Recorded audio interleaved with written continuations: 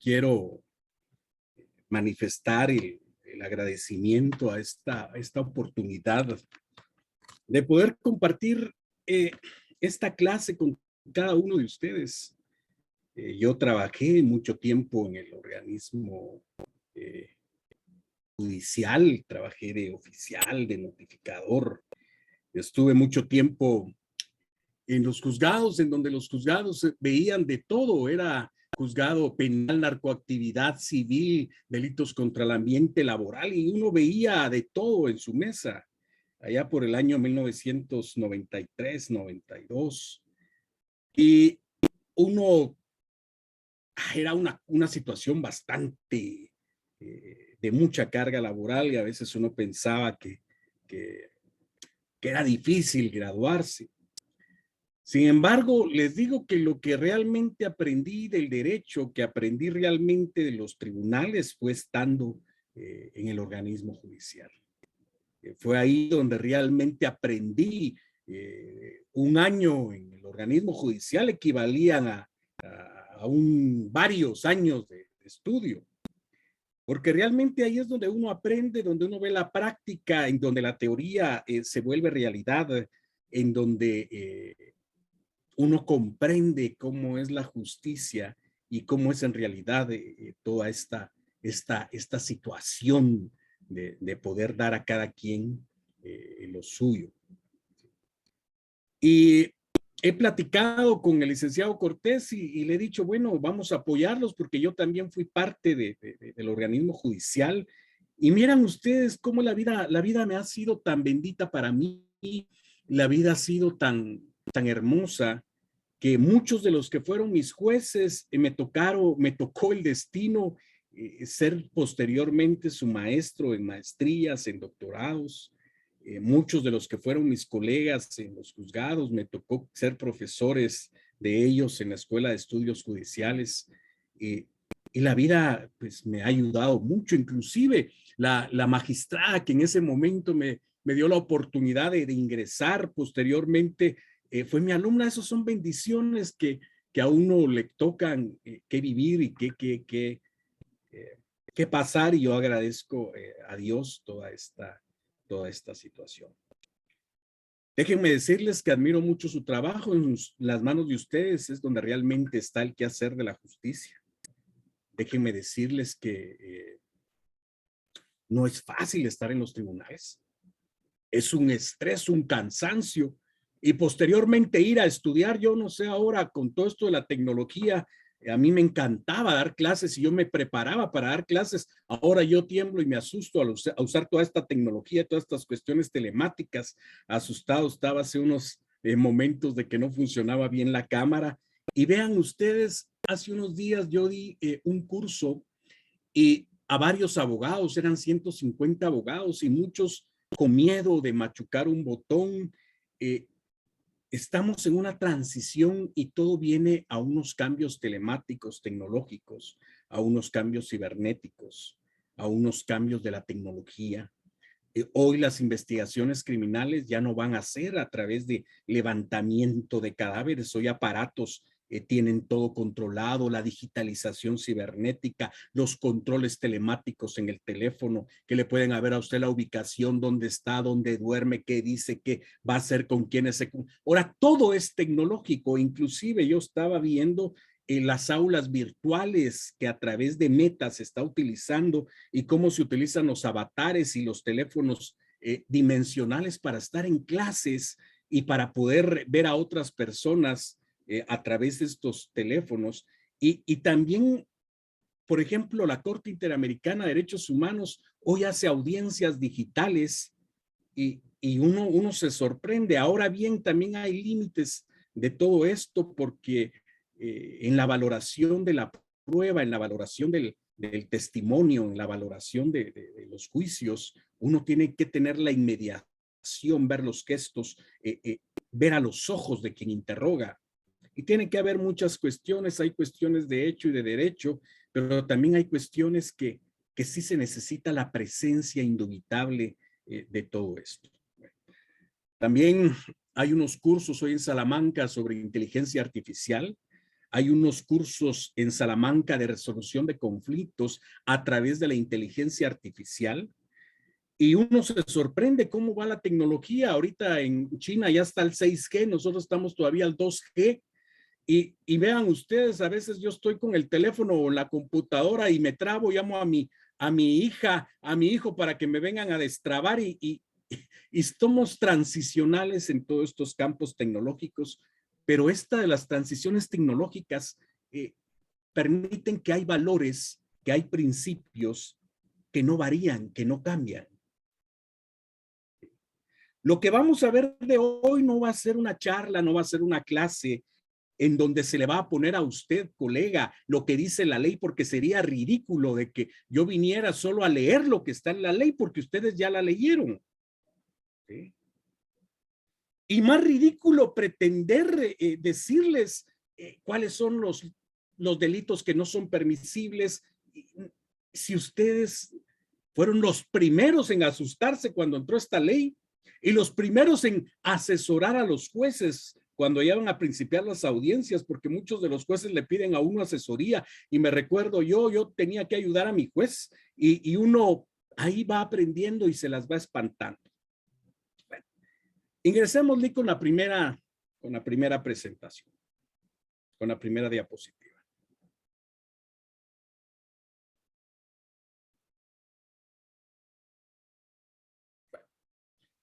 El título es aceptación de cargos. Vean ustedes, el nombre es bonito. El nombre es aceptar cargos. Y nosotros, colegas, aprendemos a hablar bien, a hablar mal y entendernos bien. Ya hablamos de cargos y antes hablábamos de hechos, hablábamos de tipos penales, de delitos. Y antes hablábamos de confesar y la confesión. Y recuerdo yo que nosotros aprendimos a litigar en materia penal con la mentalidad civil. Y aprendimos a litigar derecho penal y teníamos los conceptos y la reminiscencia histórica que en tanto en cuanto había un mismo código de procedimientos, tanto civiles y penales, en donde la prueba reina, y se hablaba todo prueba, era la prueba de documentos y la prueba de declaración de parte o confesión. Sin embargo, vamos a ver que todo lo que hoy viene no es tan novedoso como se pretende decir, sino que es algo que ha venido a lo largo de la historia. Veamos la siguiente diapositiva y vamos a ver nosotros específicamente este decreto 10-2009, la ley de aceptación de cargos. Brevemente, podemos decir que en el marco referencial va a tener una naturaleza, un fin y un marco conceptual. Y esta naturaleza y este fin, pasemos, por favor. Demos otro teclado, por favor. Esta naturaleza, esta finalidad,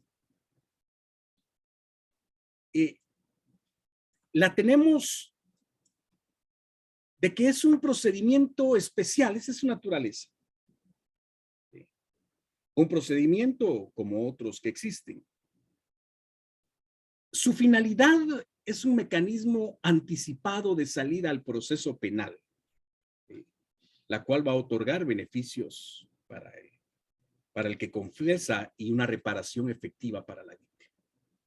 Y el marco referencial per se es acceso a la justicia pronta, rápida y cumplida, y la resolución pues de los conflictos que hay en materia penal. Bueno, ese es el marco referencial. Pero en esencia veamos en la siguiente diapositiva qué es. Y la aceptación de cargos ha de considerarse un derecho del sindicato más que una facultad o un acuerdo entre el MP. Y ahorita ustedes que han estado en audiencias y que han guiado audiencias se van a dar cuenta que muchas veces el Ministerio Público se molesta porque en el procedimiento abreviado hay un acuerdo entre la fiscalía, entre el auxiliar fiscal, el agente fiscal. Hay un acuerdo entre el sindicato y es el juez el que echa la bendición y lo establece en una sentencia o no. Pero hay un acuerdo. Ahora, en este caso particular, la ley establece que es un derecho. Y es un derecho dentro de la órbita del sindicato. Y este derecho que se materializa en su raíz en esta ley, tiene un aspecto histórico. Démosle clic, por favor. Y tiene sus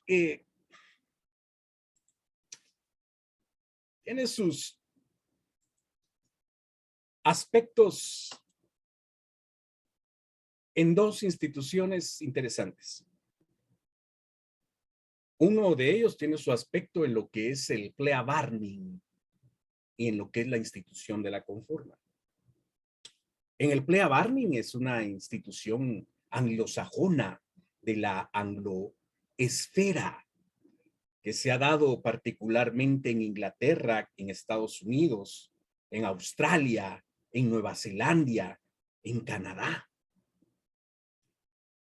El plea barnim es el acuerdo negociado que existe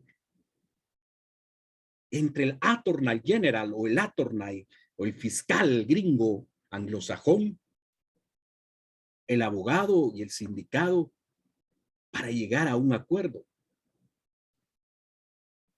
En Inglaterra, por ejemplo, no existe un ministerio público per se, sino quien ejerce la persecución penal es la Scotland Yard. Y la Scotland Yard, que es la policía, es la que contrata abogados contratados por la policía para ejercer la persecución penal. Scotland Yard, la policía, es una institución de investigación y persecución y se llegan los acuerdos entre la policía, el fiscal, en Estados Unidos puede ser el FBI, la defensa y el sindicato. En España, por ejemplo, existe lo que es la Conforma. Y la Conforma no es más que otorgarle, óigase bien, valor probatorio a la confesión y que el que ha confesado se encuentra conforme con la sentencia que el juez le va a establecer. Es decir, podemos decir que ya hay un acuerdo entre decirle al sindicato, voy a confesar, usted me va a condenar en tanto, yo estoy de acuerdo, el fiscal está de acuerdo, algo así como lo que hoy por hoy se practica en los tribunales como el hecho notorio en sentencia, que no tiene un basamento en sí legal, sino que es una situación muy, muy particular como la Conforma española. ¿Sí? Ahora bien, ¿por qué hay mucha displacencia en el Ministerio Público? Porque el Ministerio Público en muchas de las instituciones tiene un papel clave como el procedimiento abreviado, el colaborador eficaz, las medidas de desjudicialización. Y en esta situación le va a cambiar totalmente al Ministerio Público, a la defensa, al juez, cómo trabajar y cómo operar con esta ley. Sigamos, por favor. De toda esta ley, al leerla, usted va a desprender que son tres los aspectos claves de esta ley. Y los ejes claves de la aceptación de cargos son principalmente la confesión y al que va a confesar se le va a otorgar un premio, un beneficio, una ventaja. Pero esa ventaja, ese premio, ese beneficio va a estar atado y concatenado a la reparación digna. Vean ustedes esto. La confesión puede ser total, puede ser parcial, pero es una declaración del sujeto en donde va a aceptar las imputaciones que le hace el Ministerio Público y va a decir sí. Y aquí viene algo muy interesante. Vieran ustedes que, por ejemplo, nosotros empezamos a trabajar dentro de la mentalidad acusatoria, dentro del sistema adversarial, aunque nuestro código procesal penal no es del todo acusatorio, sino que tiene una tendencia acusatorio, y que empezamos a salir de la órbita civil a entrar más a una órbita adversarial de tipo anglosajona. En Estados Unidos, cuando vemos en la película, se dice al sujeto, ¿usted cómo se considera? Y él dice, ¿culpable o no culpable? Si el sujeto se declara culpable, entonces dice usted está aceptando los cargos y está renunciando a su derecho de que el Estado, a través del Ministerio Público, le pruebe la culpabilidad. Y si él dice, yo no me declaro culpable, va a ser una obligación total del Ministerio Público probar esa culpabilidad. Y aquí viene un principio clave que se da dentro del litigio y dentro del qué hacer de la litigación anglosajona, que realmente nosotros nos estamos permeando. Callar no es mentir. Óigase bien. Callar no es mentir. Ahora bien, todo lo que usted diga puede ser usado en su contra. Yo creo que vemos las miles de películas de los Estados Unidos cuando los policías detienen al sujeto y le dicen, todo lo que usted diga puede ser usado en su contra. Y en Estados Unidos se dice que se va a premiar a quien diga la verdad como una atenuante, como un beneficio, y a quien mienta se le va a sancionar. Entonces, decir la verdad trae acarreada una bendición que es premiarla a la persona que dice la verdad. Aquí el confesar, yo hice mi libro La prueba de testigos que muchos tienen, yo hablaba de los testimonios privilegiados donde estaba la víctima y el victimario y veíamos la esfera de la declaración de la víctima y veíamos la esfera de la declaración del victimario y decía que el victimario podría ser una manifestación de defensa, pero también un testimonio privilegiado si concatenaba y se complementaba con todo el material probatorio, con todo el corpus probatorio. Pero quien dice la verdad se le va a premiar y va a tener un beneficio, una ventaja. Y hoy ustedes ven la ley y la ley va a establecer una serie de beneficios, una serie de ventajas, partiendo de las fases procesales en donde la persona está aceptando los cargos. Puede aceptar los cargos dentro de algunas fases. ¿Sí? Y esto va atado a la reparación digna. Esto de la reparación digna va a ser interesante y ustedes lo están viendo. Y muchos lo están viendo y muchos me han llamado, muchos amigos jueces, muchos amigos secretarios, algunos oficiales y me dicen, mire doctor, ¿qué se podrá hacer en este caso particular? Porque no es lo mismo lo que dice la ley, sino al qué hacer de cada acontecimiento legal. Hay casos en donde la víctima tiene derecho a expresar su reparación digna y a estipular y justipreciar sus daños y cuánto valora, pero hay veces en donde va a ser el Estado a través de la Procuraduría General de la Nación y el Ministerio Público a través de la representación de la sociedad quien va a establecer cuál va a ser ese monto, esa reparación. Y aquí vamos a ver muchas cuestiones. Hay gente que acepta, pero no tiene cómo pagar. Hay gente que acepta, pero sí tiene que pagar. Hay gente que no acepta y no tiene ni cómo pagar y no acepta y sí tiene cómo pagar. Pero de aquí a cuando sean efectivos todos esos aspectos de los porcentajes que estipula la ley, pueden ocurrir muchas cosas. Me llamaba un amigo y me decía, fíjate que él aceptó y todo, se hizo la audiencia para llegar al acuerdo y lo tiró un carro y ahorita está en el hospital y ahorita no tiene dinero. ¿Y qué hacemos si todas esas situaciones no las contempla la ley? Pero si se dan cuenta, cuando ustedes ven estos articulitos, es la confesión, es el premio y la reparación digna, los ejes principales que tienen esta ley. Sigamos con la siguiente, por favor.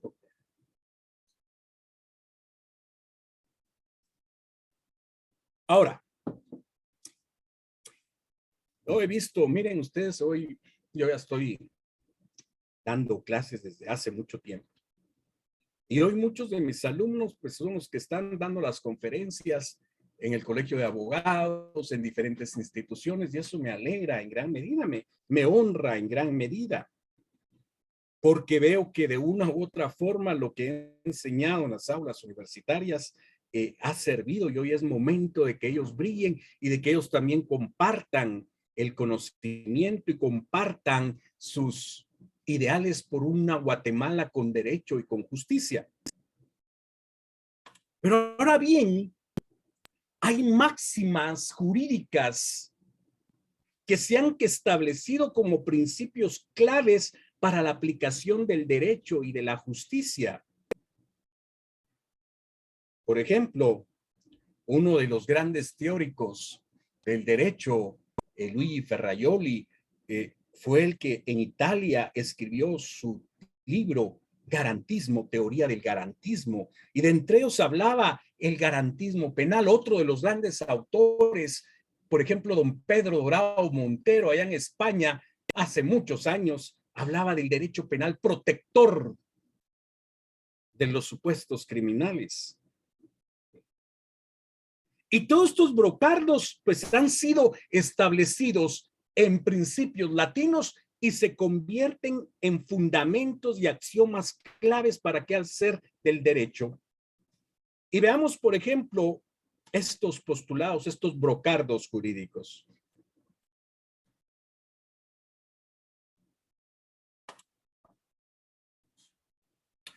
Vemos nosotros que cuando estábamos estudiando, sepiaba aquel brocardo, nullum pena, nullum crimen sine lege.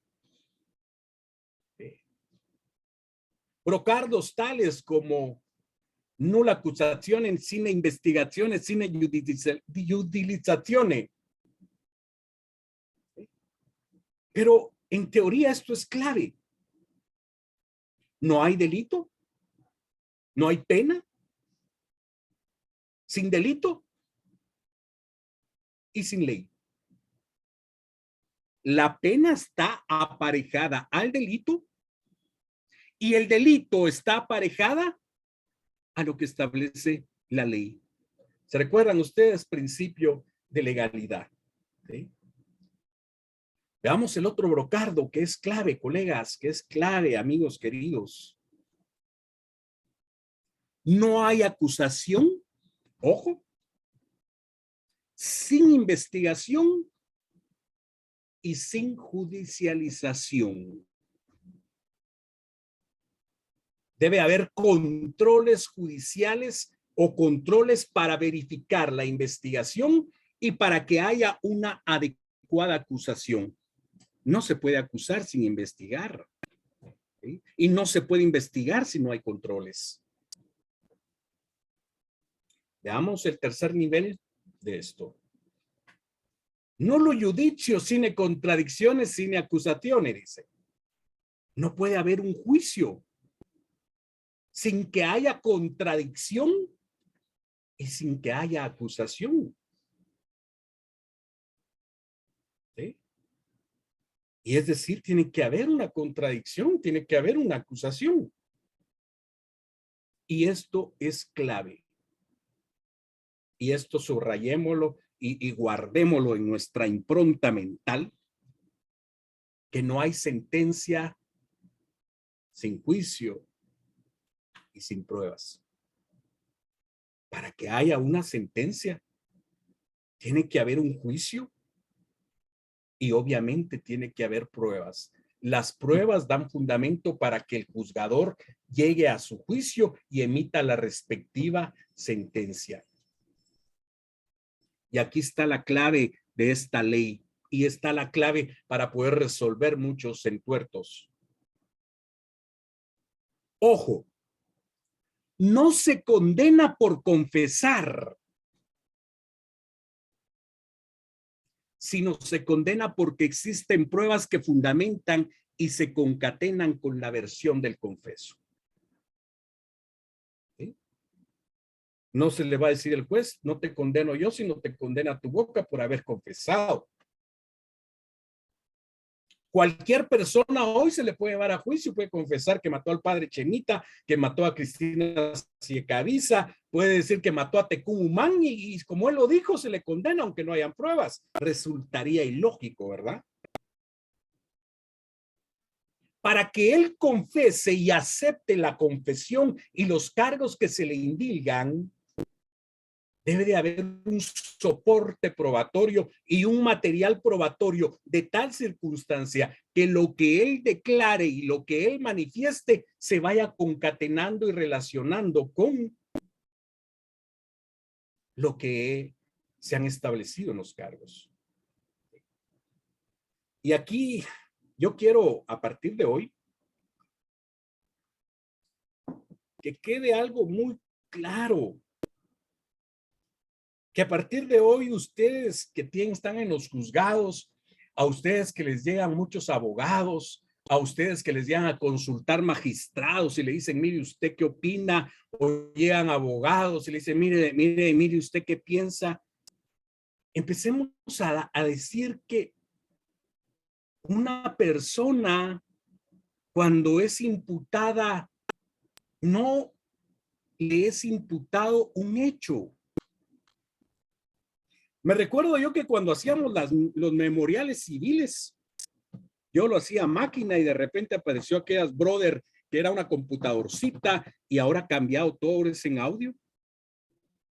Hablábamos de hechos. Expongo hechos a. Y hay muchas querellas. Ustedes sabrán que dicen hechos. Y hay muchos fiscales que le van a decir a usted los hechos. Pero miren, colegas, hay una situación muy distinta y muy distante entre lo que son actos y lo que son hechos. Los hechos están fuera de la voluntad del ser humano. El hecho que llueva, ahorita está lloviendo por donde yo vivo, por eso que la señal en internet está un poco fallando. Eso es un hecho, no hay voluntad mía. Un hecho es de que yo voy manejando y un motorista se va a poner atrás de mi carro. Ese es un hecho. Por eso se le llaman hechos de tránsito. Ahora, las acciones u omisiones voluntarias conscientes, eso es lo que se le va a imputar al sujeto. Y se le va a denominar cargos, que los cargos son los tipos penales, no son los delitos. El delito solo existe cuando el juez dicta sentencia y establece que es una acción típica, antijurídica, culpable, punible, imputable, un sujeto responsable. Pero en tanto en cuanto lo que se le está imputando es un tipo penal, puede ser homicidio, parricidio, de repente se condena por homicidio en estado de violación violenta, no es delito, o puede ser que haya sido absuelto.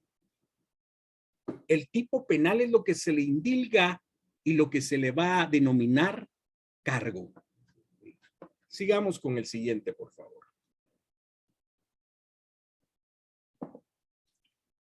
Aquí viene algo. Aquí los cargos son esos tipos penales que se le van a indilgar a un sujeto.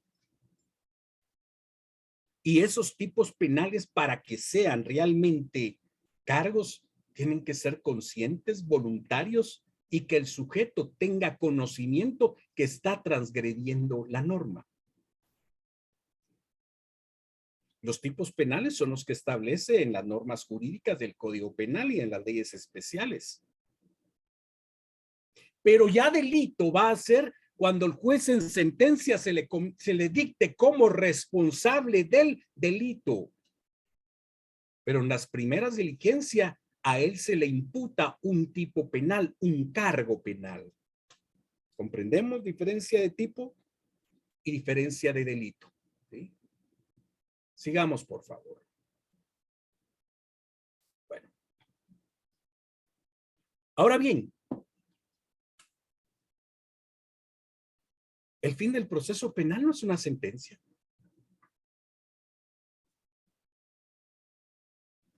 El fin de esto, de esta melancólica ciencia de los delitos y de las penas, es establecer la verdad. Pero no la verdad verdadera, como decían los clásicos, sino la verdad que puede ser probada, creíble, lógica, verificable, verosímil. Esa es la verdadera verdad. Y un tipo penal, un cargo, tiene que cumplir 7 interrogantes y tiene que cumplir varios elementos o plataformas, les llaman los del Ministerio Público, o fundamentos. ¿Sí? Primero es al quién. ¿Quién? ¿Sí? ¿Qué es el sujeto activo? ¿Qué es el sindicado? ¿Cómo se va a probar y cómo lo va a valorar cuando es un juez? ¿El a quién? ¿Sujeto pasivo? ¿La víctima? ¿Cómo se va a probar y cómo se va a valorar? El cómo es la forma, el modo, las circunstancias, de modo, ¿sí? ¿Cómo se van a probar? Veo el qué, y aquí viene algo, miren ustedes, fíjense que yo me recuerdo cuando estaba en tribunales, todo se escribía a máquina, racata, la declaración del sujeto a máquina, y estábamos nosotros allá a máquina, y de repente decía el abogado defensor, señor, el fiscal decía, señor juez, porque no hay indicios racionales suficientes de participación criminal, yo quiero que lo liguen a proceso porque hay suficientes indicios. El abogado defensor decía, no hay indicios racionales de participación criminal, y el juez resolvía habiendo indicios racionales suficientes, pero nadie explicaba qué era un indicio. Y veía yo muchos errores porque decían, habían fiscales que decían, porque usted, señor Juan Pérez, en la imputación lesionó gravemente, porque usted, Juan Pérez, robó. Y cuando uno va adentrándose más profundamente a las técnicas jurídicas, los verbos rectores del tipo penal en lesiones no es lesionar. El verbo rector es causar daño. En homicidio, el verbo rector es dar muerte. En asesinato, el verbo rector es matar.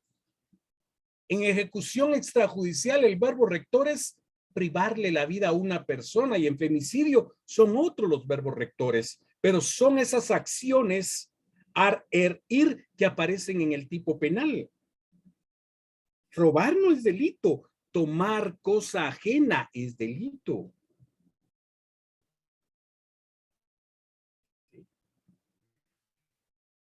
el dónde va a ser el lugar, las circunstancias del lugar, el cuándo, el tiempo y el por qué va a ser clave, que es el elemento subjetivo del tipo penal. Y aquí viene algo, vean ustedes, compréndanme.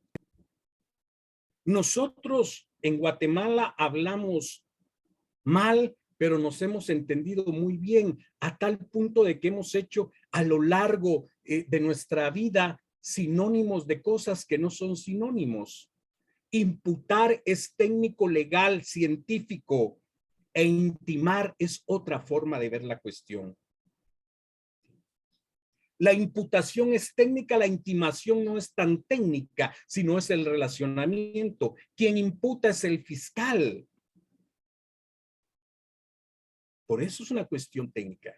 Y cada cargo tiene que llevar estos 7 elementos: el aspecto jurídico, el aspecto probatorio y el aspecto valorativo. Muy bien. Sigamos, por favor.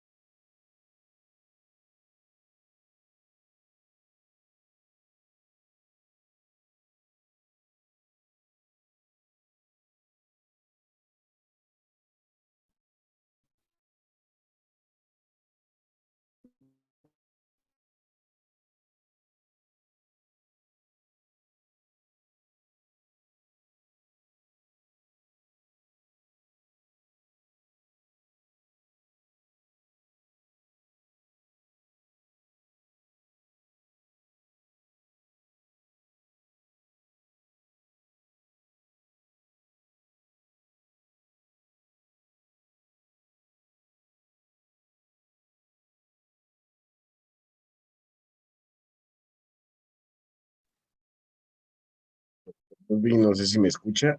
Sí, ¿estamos? Ahora sí, ya estamos de regreso. Miren, esto, la tecnología, esto se va y se viene y a veces a uno lo asusta y no es como dar una clase presencial en donde uno pasa y está en el aula, hace esos dibujitos, pero estamos en esto. Bueno, veamos entonces, colegas.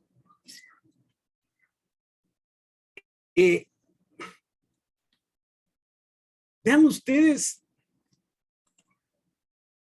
en las aulas universitarias se nos enseñó que el proceso penal tenía 5 fases, ¿se recordarán ustedes? ¿Sí? Y así nos lo enseñaron y así lo nosotros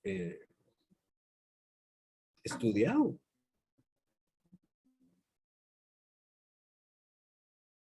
Pero censo 7 fases. Y díganlo, explíquenlo. ¿Sí? Defiendan esta teoría. La primera fase es la fase de investigación. La segunda fase es la fase de limitación de los derechos fundamentales, de los derechos humanos y de preparación del proceso.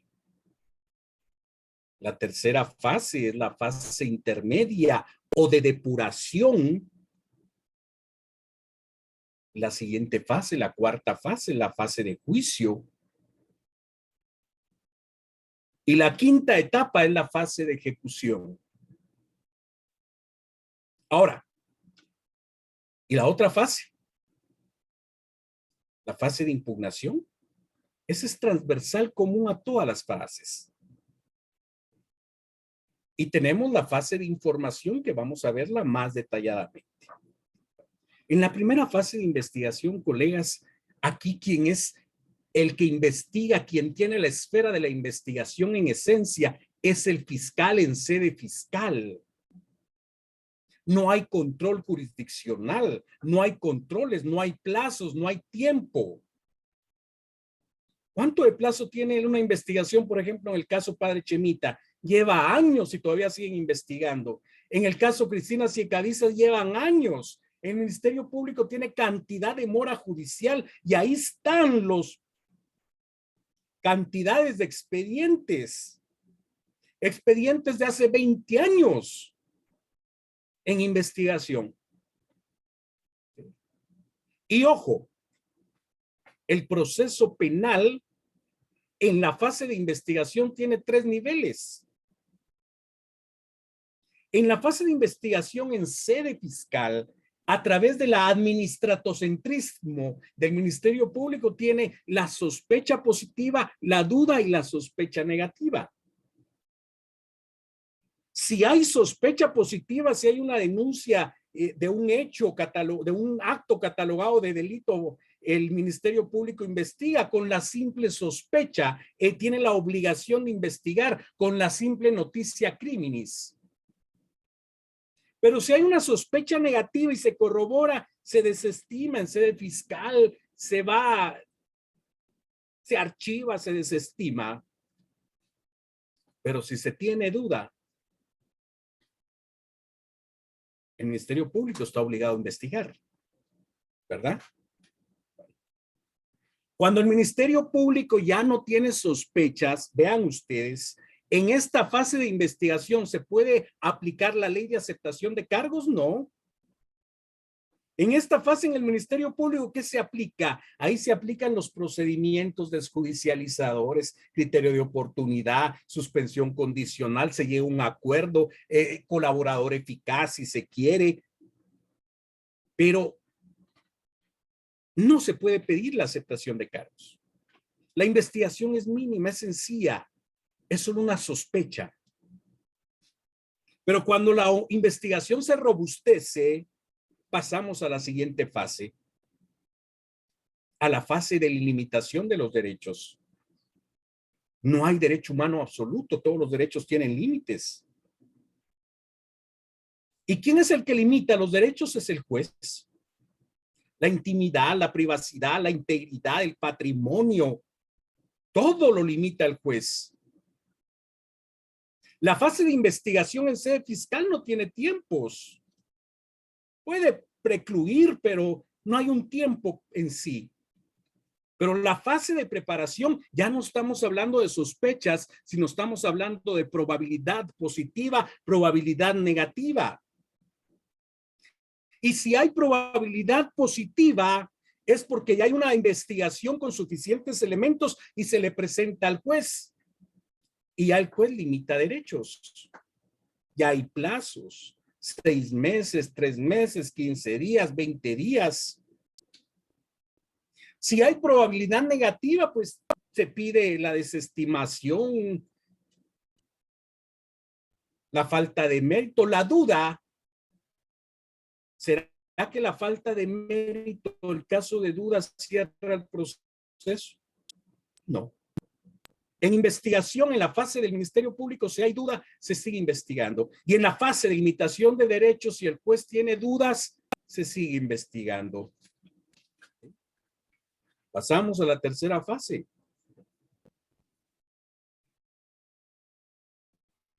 En esta tercera fase, colegas, amigos, ya hablamos de casos, se abre a juicio, se acepta la acusación. Pero si existen los fundamentos negativos, se sobresee el proceso, ¿verdad? Pero ¿qué ocurre si existe duda? Si el juez tiene duda, pues hay clausura provisional. ¿Sí? Bueno, veamos a la siguiente etapa. Muchos trabajan en sentencia. Vamos a acercarnos más. Existe lo que es la fase de juicio. Y en la fase de juicio ya no vamos a hablar nosotros ni que hay una sospecha, ni que existe la probabilidad, ni que existen fundamentos, sino en la fase de juicio se va a establecer la certeza.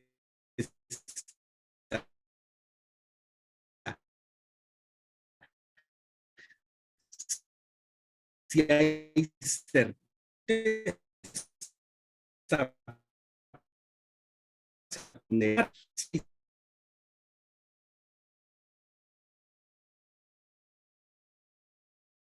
no se le va tanto en investigación en la fase de preparación o limitación, en la fase intermedia.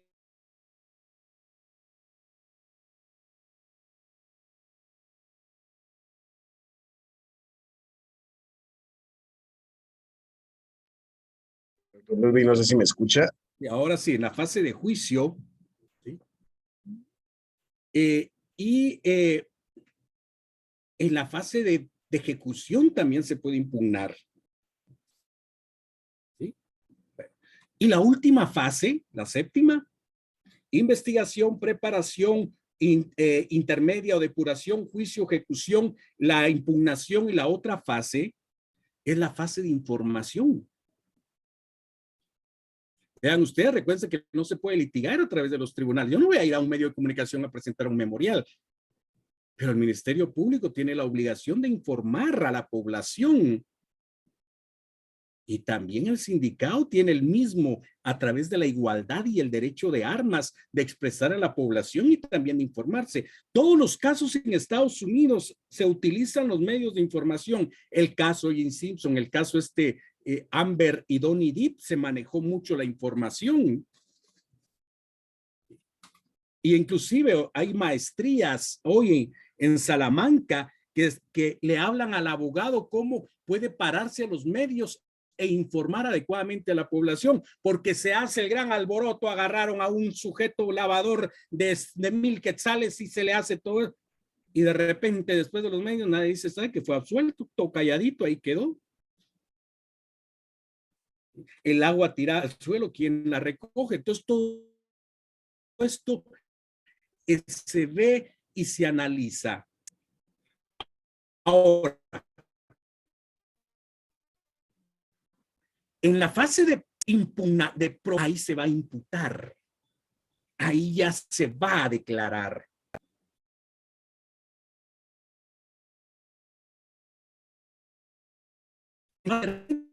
De igual manera se puede aplicar esta ley.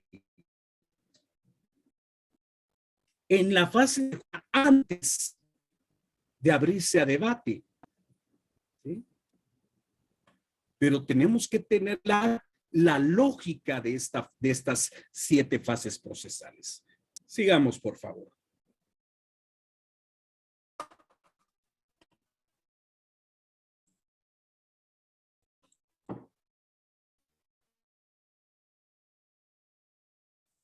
Sí, muy bien.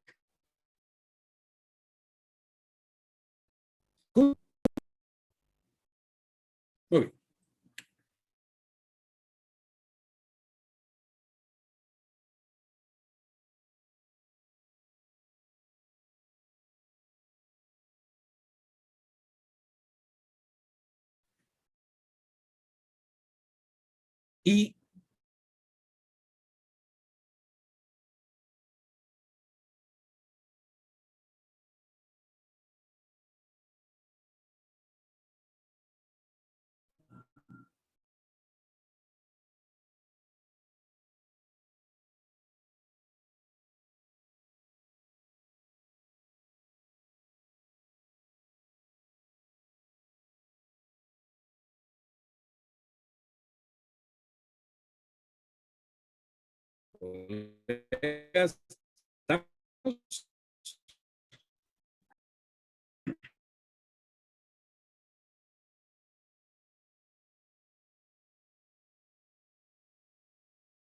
Yo creo que estamos teniendo problemas con su audio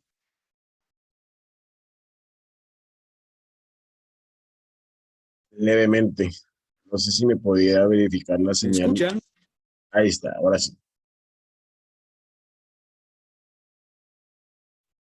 ¿Me escuchan ahora? Ahora sí, doctor, ya le escuchamos.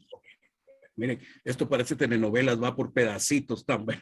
Bueno, la ley aparece con lo que es evidencia. ¿Sí? Y empezamos nosotros a darnos cuenta que nosotros hablamos mal y nos entendemos bien. ¿Sí? En el sistema anglosajón, por ejemplo, en Inglaterra, todo se basa a través de los fallos preceptuales o la jurisprudencia. ¿Sí? Pero en Estados Unidos, todo lo que tenga que ver con escenario y escena del crimen, todo tiene lo que es el Code of Evidence, el código de evidencias. ¿Sí? Y aquí ustedes, colegas, van a darse cuenta que nosotros hemos aprendido a hablar tan mal y a entendernos tan bien y enseñar tan mal y replicar un error y enseñar un error a las generaciones. Y aquí viene algo, ¿sí?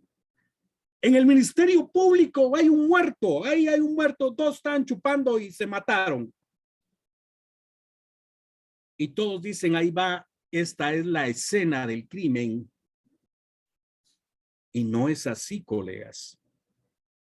Hay una diferencia entre escena y escenario del crimen. Cuando nosotros vamos a los teatros, a mí me gusta mucho ir al teatro, yo he ido a ver El día que Teco temió, a mí me encanta ir al teatro, no sé si ustedes han ido al teatro. Uno llega, se sienta, se abre el telón y ¿qué es lo que ve? ¿Ve la escena o ve el escenario? El escenario.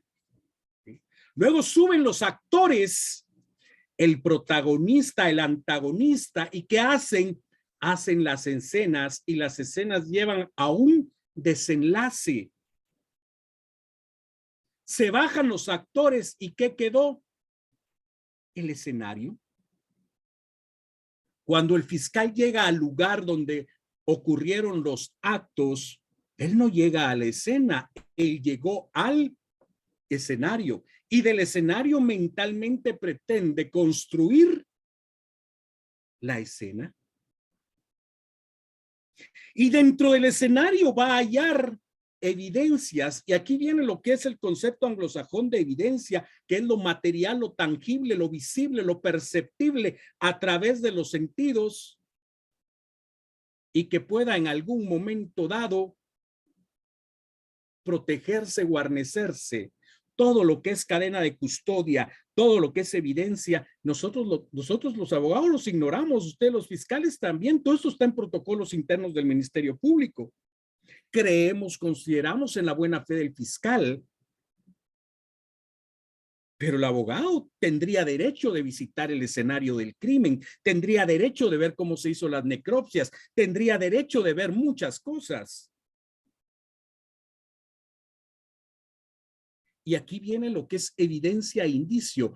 Todo lo material, todo el cuerpo probatorio material es evidencia. Y aquí viene lo que es el indicio. El indicio es la inferencia lógica y mental que de lo material se deriva. Y ustedes ante cada evidencia se hace la siguiente pregunta. ¿Esto qué indica? Si hay una huella dactilar en la cerveza que está ahí, ¿qué indica? Y esa huella dactilar pertenece a Juan Pérez de los Palotes, ¿qué indica? ¿Qué indica si la saliva del vaso, de la botella, corresponde al código genético de Juan Pérez de los Palotes? ¿Qué indica?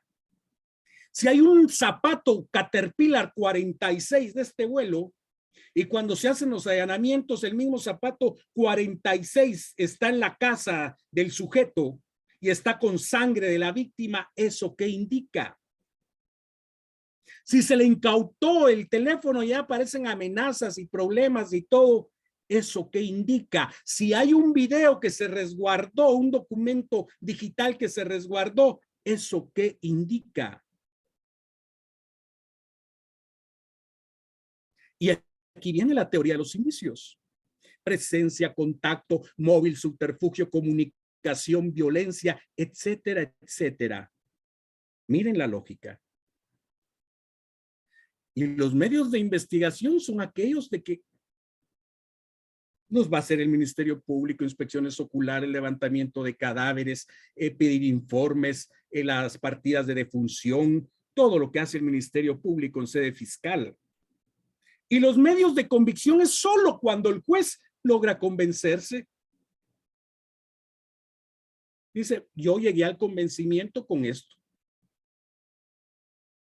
Y el medio de prueba es cuando estamos en debate y presentamos todas las evidencias y que van a reflejar indicios como testigos, peritos, documentos o cosas. Y la prueba en materia penal es el resultado final del proceso cuando el juez le da valor probatorio a un medio y dice, este testigo prueba, este documento prueba, la declaración prueba, esto prueba, la prueba. Entonces ya no podemos estar hablando que todo es prueba, que todo es prueba. Y nos cambia la lógica. Ahora comprendemos por qué dentro de todo este panorama aparece el concepto de evidencia. Y hoy a partir de ustedes esta clase hoy jamás se les va a olvidar. Además está guardada. Hoy ya van a hablar no de escena del crimen. Corrijan a un fiscal, digan escenario del crimen. No digan aquí llevamos los indicios. No, joven, aquí lleva la evidencia. Los indicios es el razonamiento mental. ¿Sí? Aquí va a llevar el fiscal y aquí llevo los medios de convicción. No, fiscal, usted lleva las evidencias. Producto, el juez va a convencerse o no.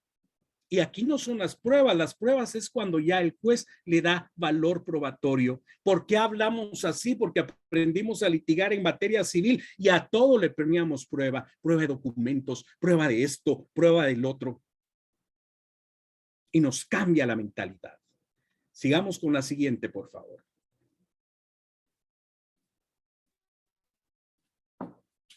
Ahora, vean ustedes, aquí uno cuando está en juzgado solo ve la labor del fiscal. Pero a esos pobres les cuesta. Los que estamos en turnos allá también nos cuesta a nosotros, a veces dejamos nuestra familia, nos vamos a turno, fines de semana, ahí dormimos en los juzgados. Es complicada esta cuestión. Pero aquí cambia la forma del Ministerio Público de litigar. Aquí el Ministerio Público va a tener una función muy particular. Primero, que toda investigación que haga el Ministerio Público debe ser tan eficaz que lleve aparejada una indubitable sentencia.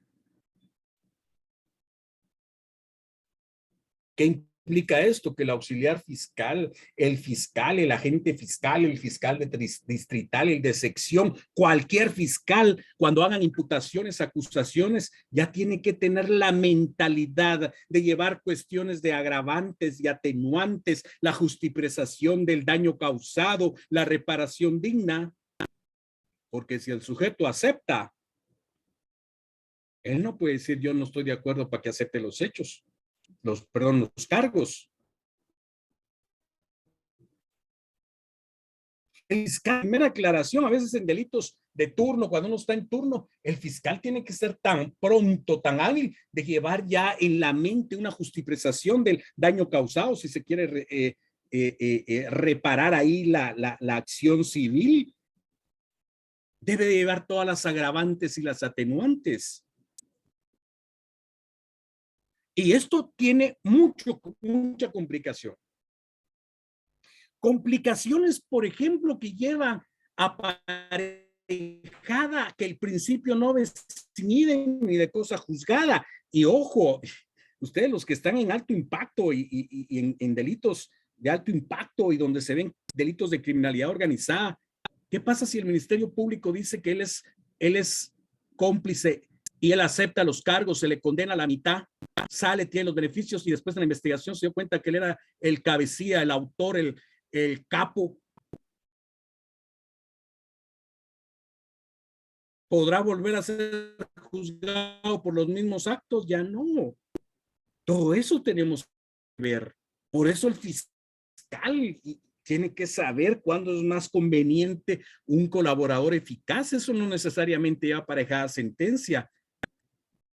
Cuando es necesario un procedimiento abreviado, porque en delitos complicados a veces un procedimiento abreviado sale bien. ¿Por qué? Porque se cree, y es la lógica, de que cuando acepta el cargo, el juez tiene la obligación de poner la pena mínima. Eso se cree. Pero el juez tiene un rango porque el juez tiene que juzgar. No es en automático.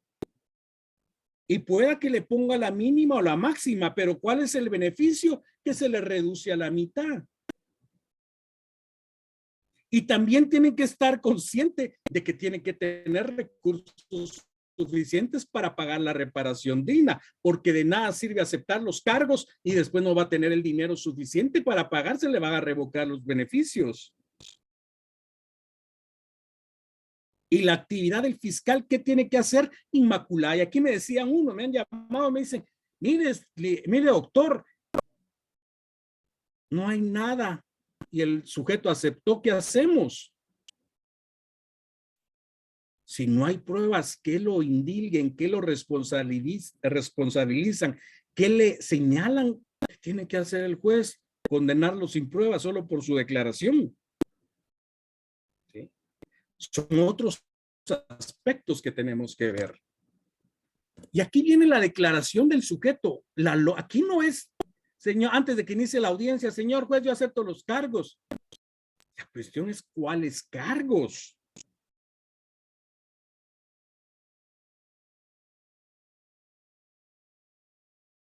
Señor juez, acepto todo lo que el Ministerio Público diga. Pues si el Ministerio Público ni siquiera ha imputado. Una vez escuchada la imputación del Ministerio Público con todas las atenuantes, agravantes, él tiene que declarar. Y su declaración tiene que, pasemos a la siguiente, por favor.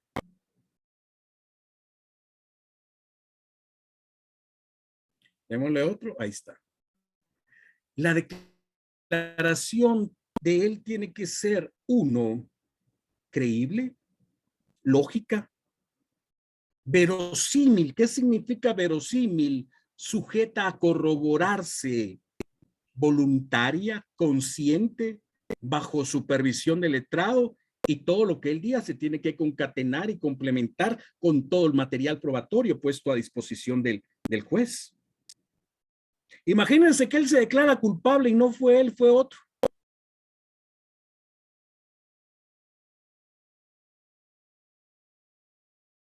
Imagínense ustedes que él dice sí y cuando se corrobora por otros medios es imposible que él haya sido.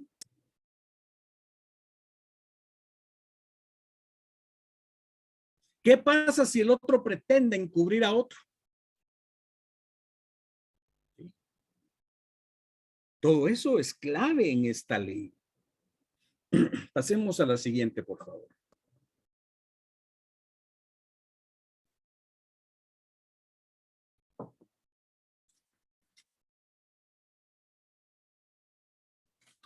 Ahora, vean ustedes los abogados defensores.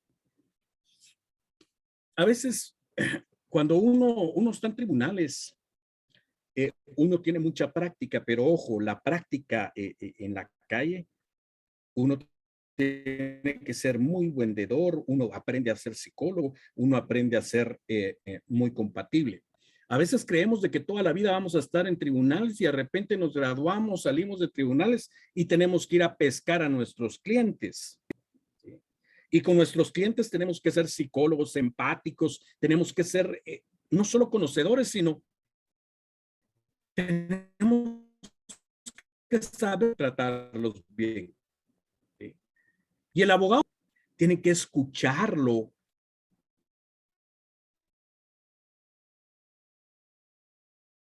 Tiene que explicar sobre actos imputados son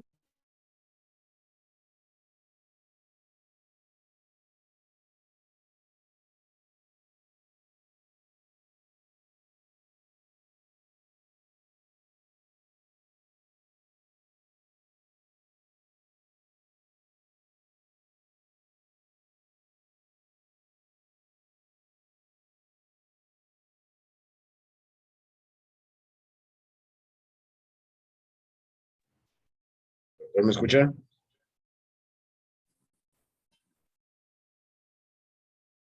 Yo sí escucho. Ya le escuchamos, no. Miren ustedes lo bonito de esto es que esto se está poniendo emocionante. Parece una novela. Y ahorita ven los anuncios. Bueno, ¿sí? Ahora sí, Marvin, ¿me escuchan? Sí, sí, doctor, ahora sí se le escucha. Ahora sí me escuchan. Muy bien, perfecto. Ahora, el abogado defensor tiene una harta obligación de poner cuestiones atenuantes. Porque de lo contrario, ¿qué va a hacer un edecán que lo lleve al paredón de la sentencia?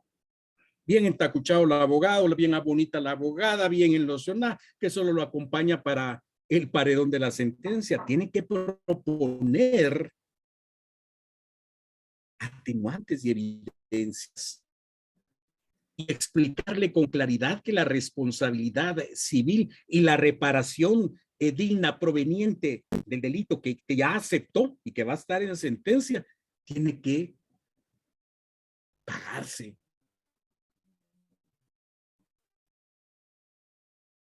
Y que si no paga se le revocan ciertos.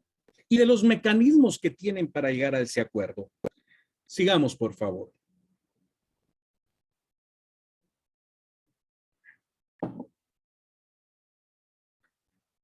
Ahora bien, nos toca como juez, la función del juez. La función del juez, primero, hay que tener un control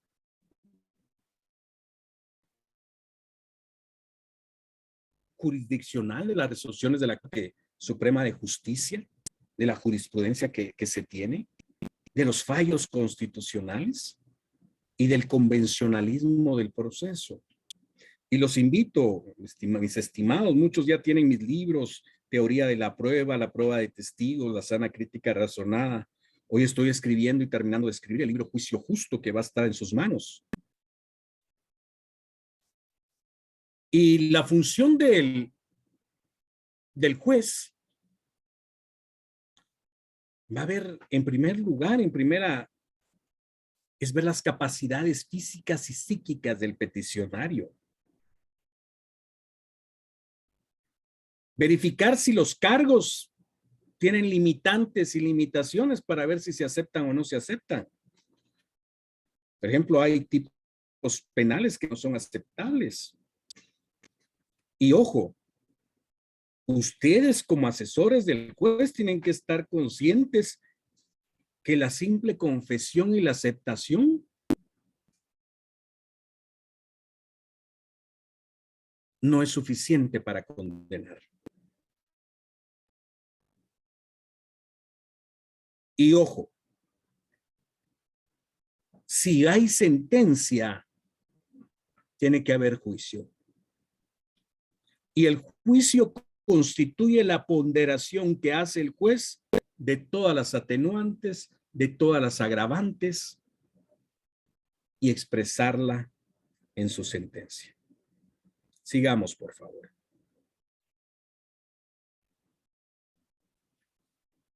Bueno,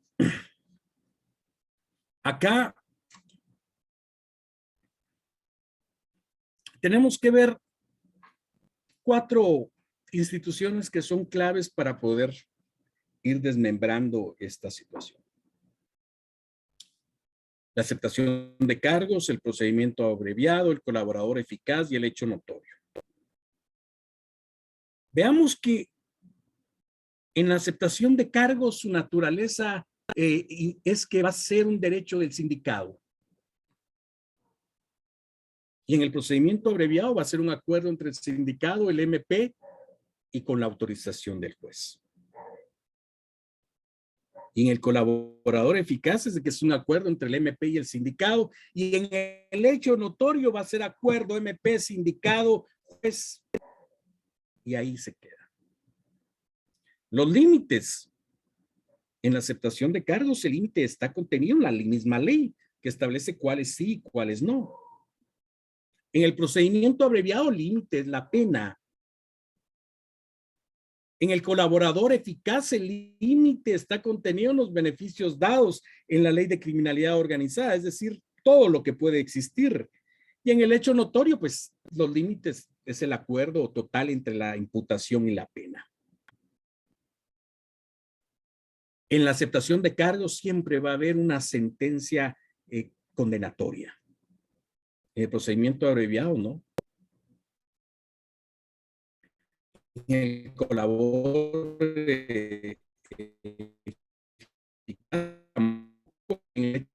si va a haber una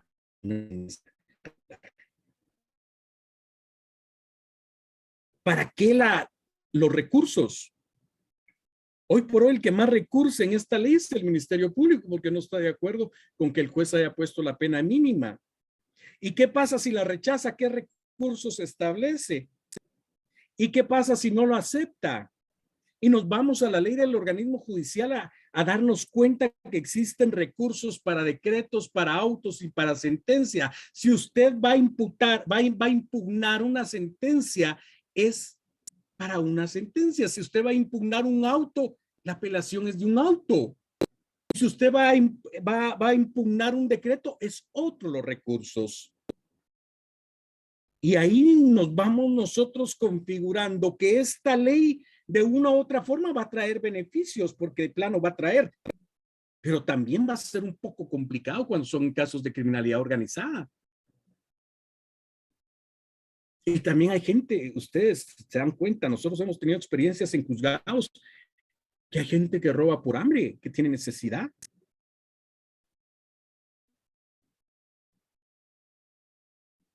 Y nosotros lo vemos día a día, diario a diario en tribunales.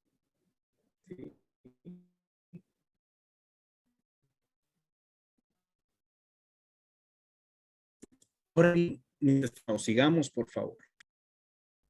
Sigamos con la siguiente diapositiva, por favor. Todo esto tiene un sustento. ¿Sí? Yo tengo un libro, La prueba de testigos, ahí falta. ¿Sí? El de teoría de la prueba, muchos lo tienen, muchos jueces lo tienen. La guía de conducción de audiencias, yo tuve la oportunidad de proporcionárselos a ustedes. La sana crítica razonada es la que muchos jueces utilizan para redactar sentencias. Y el Ministerio Público es todo el plan programático, todas las actividades que debe realizar el fiscal. Todo esto tiene un soporte contenido en mis libros, que muchos están en internet y a muchos creo que ya lo han digitalizado y lo tienen de un lado a otro ya. Y a mí no me importa tanto, lo que me importa más es de que se pueda utilizar y que lo puedan ver. Bueno, colegas, ahorita viene la parte más interesante. Preguntas y respuestas. Vean,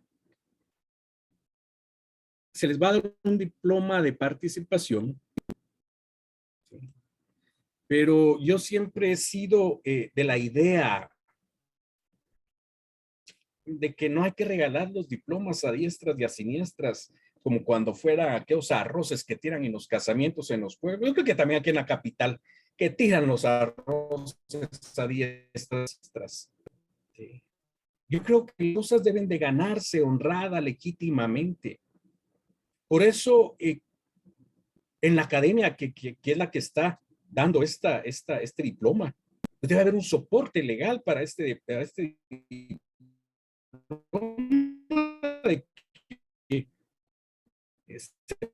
puedan no solo partícipes oyentes, sino también pudieron opinar y pudieron enviar este documento que está en la hoja de trabajos para que se les pueda expedir a ustedes su respectivo diploma.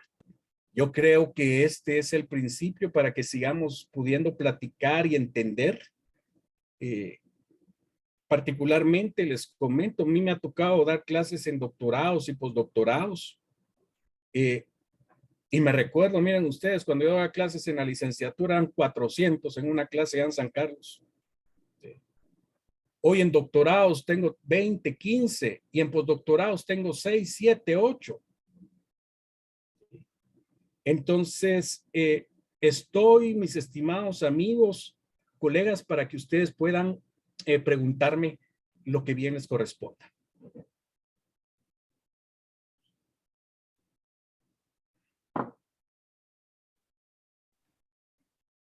Gracias, doctor. Como pudieron darse cuenta, compañeros, en el transcurso del evento se estuvo trasladando una hoja de trabajo, medio de link, y por medio de hoja de trabajo, quienes tenían computadora, pues es un poco más fácil. Para quienes tenían un dispositivo móvil, se les mandó un link respectivo para hacer la descarga. Deben de descargar el documento, llenarlo, y ahorita que les vamos a enviar la hoja de asistencia, pues vamos a tratar la manera de que ustedes puedan ingresarla en la misma. ¿Tienen alguna pregunta? Pueden hacer por vía de chat o bien pueden levantar la mano y se les dará la habilitación del micrófono respectivo. Vamos con Carlos. Carlos Manuel. Adelante, Carlos.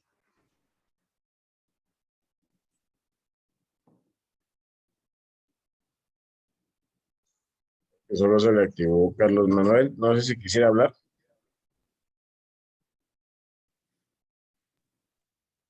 Buenas tardes, compañeros. Buenas tardes, doctor. Carlos, buenas tardes. Licenciado. Gusto de saludarlos. En primer lugar, agradecerle en enriquecer nuestros conocimientos y felicitarlo por la gran exposición que nos está dando. Al mismo tiempo, preguntarle si el decreto en cuanto al procedimiento especial de aceptación de cargos no entra en contradicción con los artículos 14 y 16 constitucional y sería parte limitatoria al debido proceso guatemalteco, doctor. Carlos, muchas gracias. Muy buena su pregunta. Excelente su pregunta. Vieran que esta ley tuvimos nosotros en el año 2019, si no estoy mal, el 4 de diciembre del 2019, con una serie de expertos en el Real del Parque, en el Salón del Real del Parque, ahí por el Parque Central.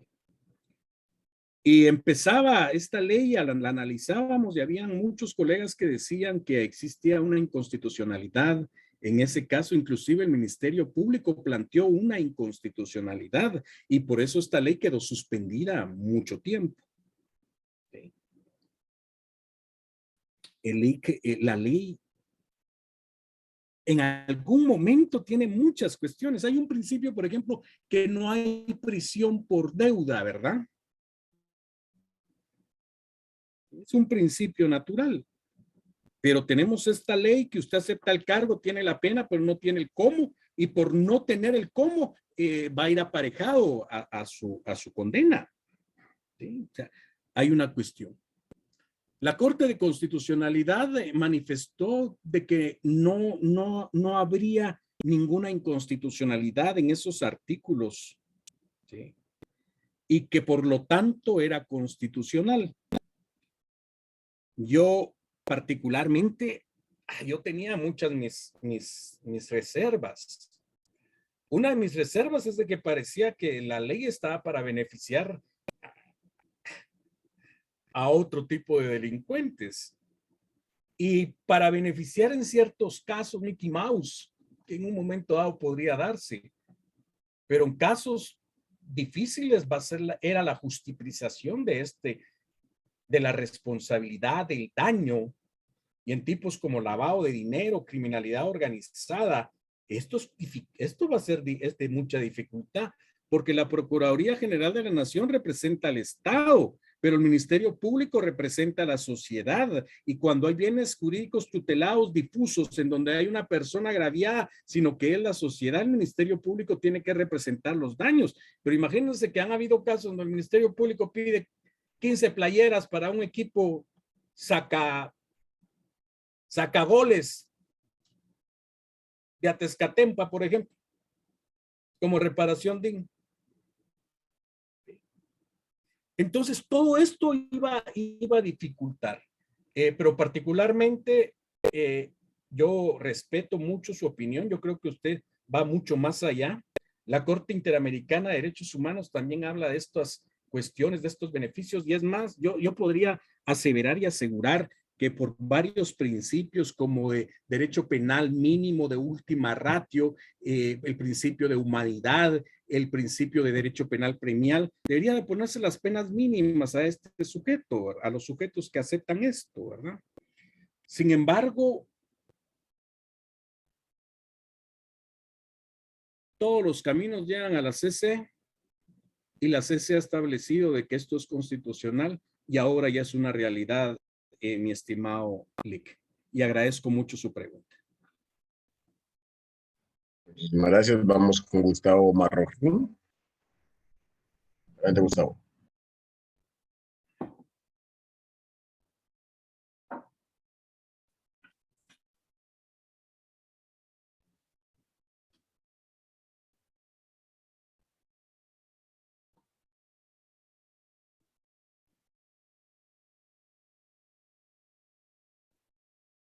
No sé si me escuchan.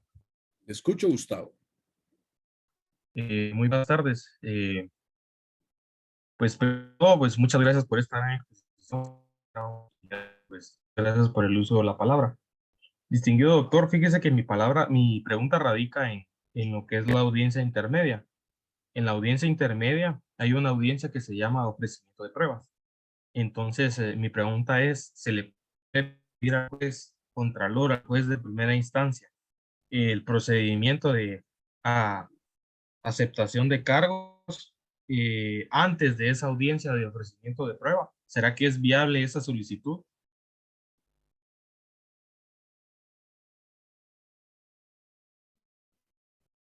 Gustavo, no mucho le escucho.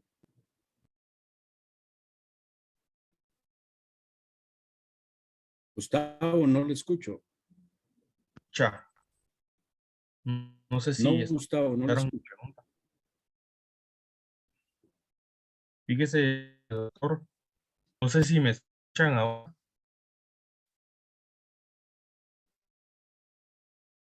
No, Gustavo, no se te escucha. No, permítanme, voy a colocarme audífonos. Tal vez creo que era cuestión de señal. Vamos a ver.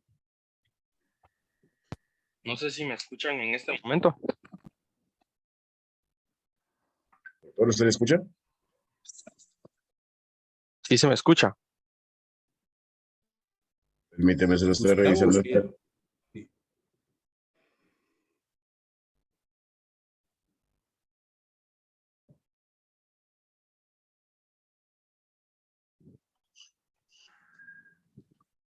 Doctor, no sé si usted sí escucha.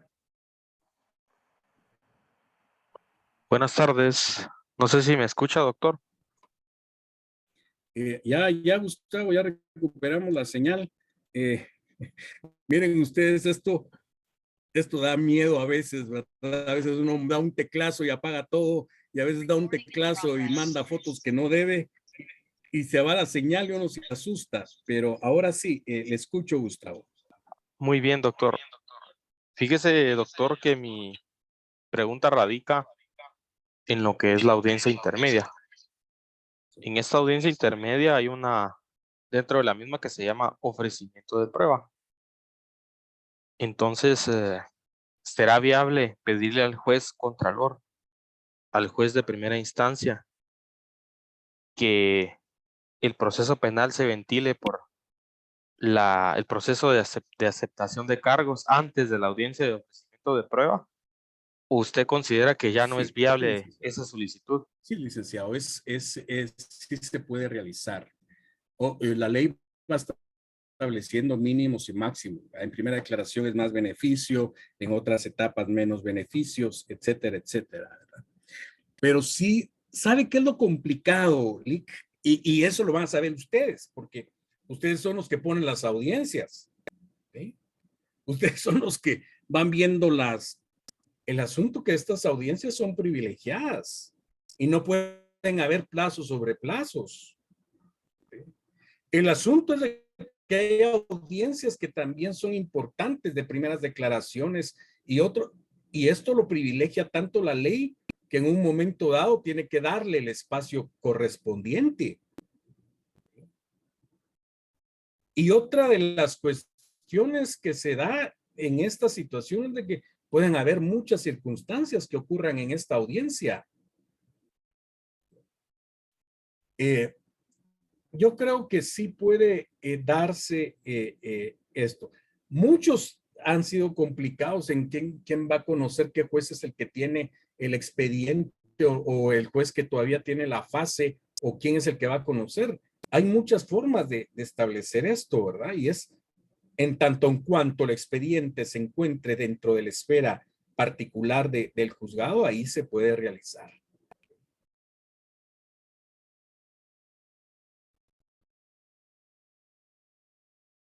Gracias, doctor, por la respuesta.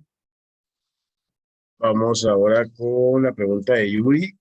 ¿No se podrá ejecutar la pena en tanto no se realice la reparación digna?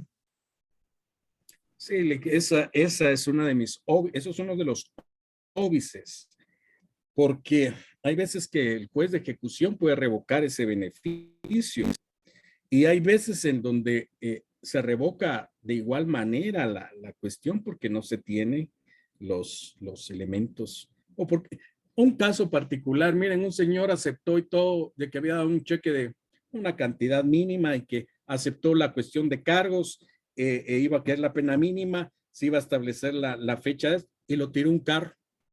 ¿Sí? Y lo dejó no mal herido, sino mal matado. ¿Ah? Entonces, ¿qué se hace en esos tipos de casos? El no tener el recurso rompe los beneficios que puedan existir al respecto de la aceptación de cargos y eso es lo que vamos a ir viendo nosotros a lo largo. Ustedes más que todo, porque en las manos de ustedes está la justicia. Es en las manos de ustedes donde está la justicia rápida, pronta y cumplida. Pero van a haber un sinfín de incidentes que van a ocurrir y que están ocurriendo.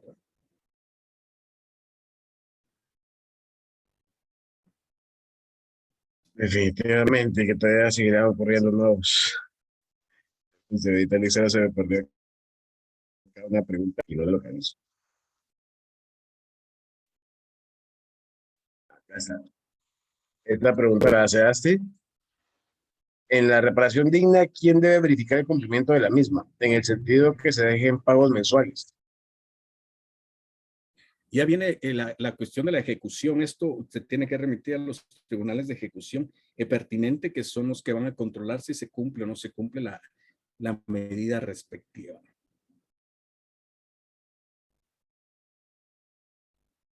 Y no sé si hay más preguntas, compañeros, por acá. Adolfo, ahorita puede activo el micrófono. Adelante, Adolfo. Buenas noches a todos, doctor. Muy buenas noches. No sé si me escucha. Sí. Doctor, como esto de la ley de aceptación de cargos es nuevo, ¿verdad? Hay muy pocos, por decirlo así, jueces se han tirado ahí a comenzar a funcionar con esto. Yo tengo una duda.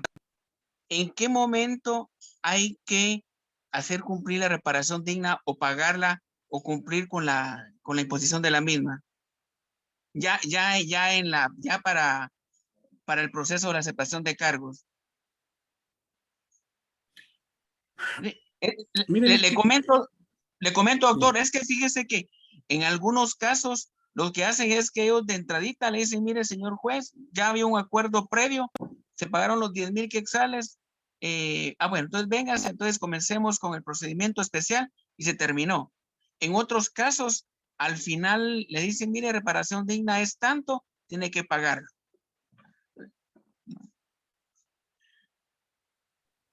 Bueno, la reparación digna la tiene que dictar el juez. Ajá. ¿Sí?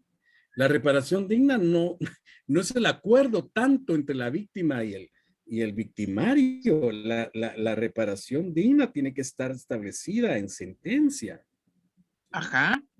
Porque han habido casos en donde Miren ustedes, ha habido casos donde la víctima le pide a uno $50,000 y por haber tirado una olla de atol blanco.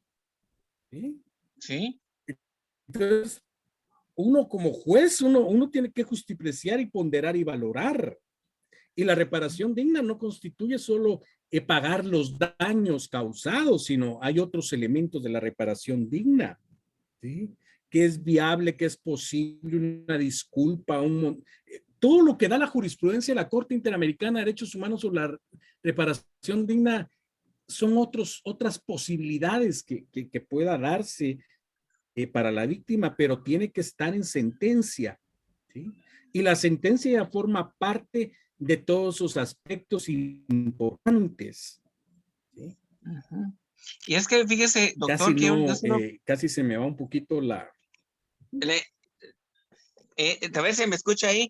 Es que, doctor, yo le preguntaba porque en muchos procesos de violencia contra la mujer, yo he escuchado que cuando llega ya con la parte agraviada, porque han citado ya para primera declaración a la persona, ya viene ella y dice, mire, ya nos pusimos de acuerdo, él ya me pagó cierta cantidad de dinero, entonces ya queremos, y él se quiere acoger a la aceptación de cargos en la primera declaración en estos casos. Entonces me entraba la duda a mí, dije yo, ¿por qué si ellos ya era un previo acuerdo, inclusive ella aceptó el dinero, ¿verdad? Sí. Pero ojo, ese es para los daños y perjuicios, ¿sí? Ajá. Para la reparación digna son otras cuestiones, ¿sí? No solo el pago de los daños, de los perjuicios causados, que aceptó, justipreció y está de acuerdo, ¿sí? No hay ningún, pero hay otros elementos de la reparación digna, ¿sí?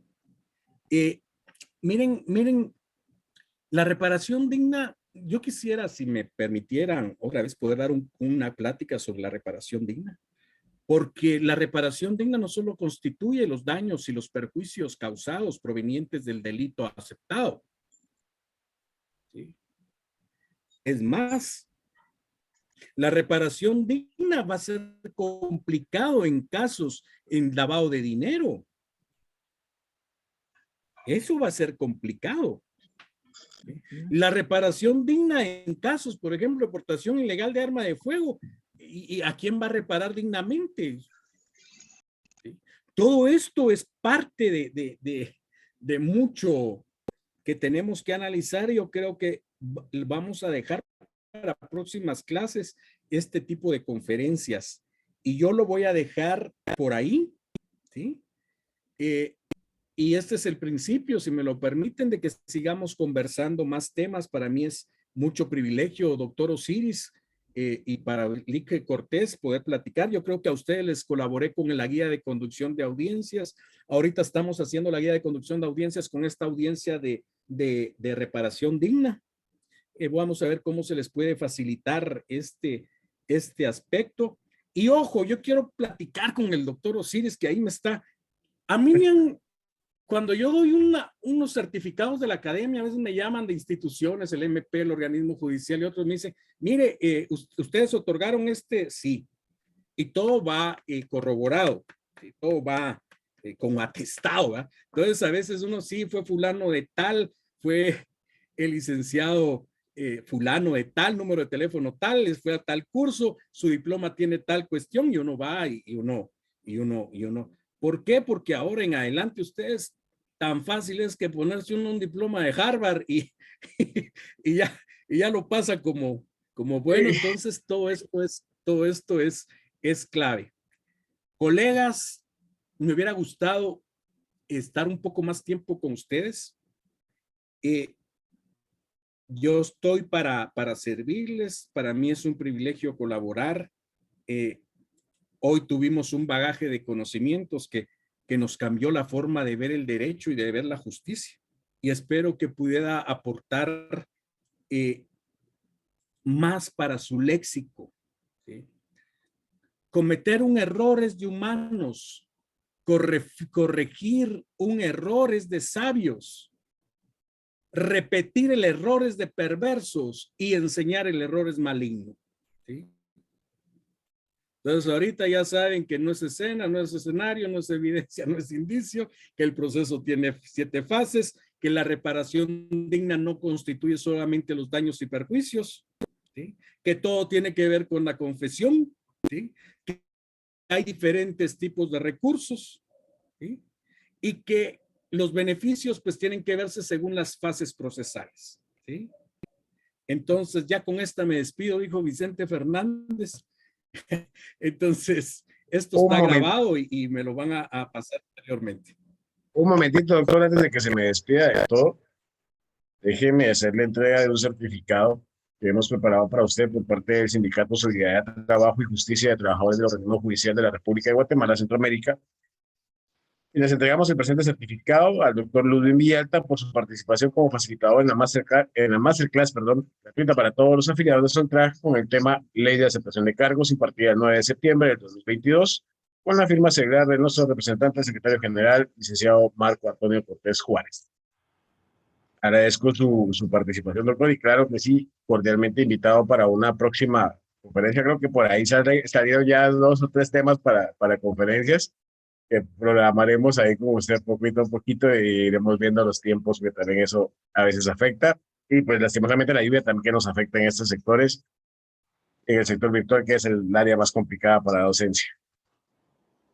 Así es. Mira, antes de terminar, antes para mí me ponía nervioso cuando me paraba en las clases a dar clases. Hoy me pongo nervioso que no encienda la cámara, que no encienda el audio, que se vaya la señal y hasta temblar se pone uno y a rezar para que todo funcione bien.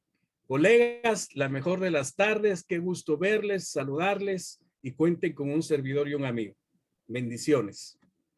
Muchísimas gracias a todos. Pasen buena noche y nos vemos en un próximo. Hasta la próxima.